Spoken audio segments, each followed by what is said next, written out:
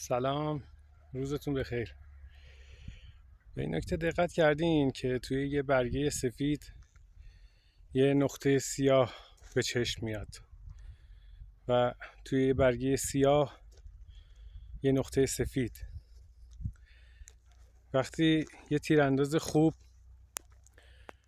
توی هزاران شلیک درست یه شلیک خطا داره، تازه همه بهش سرکوف میزنن و متوجه اون خطاش میشن.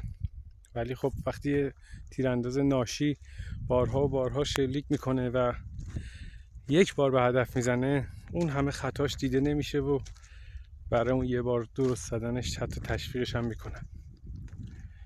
توی زندگی وقتی کارهای خوب و مکرر انجام میدی روال میشه و کافیه که یه بار یه اشتباه بکنی و به چشم همه بیاد.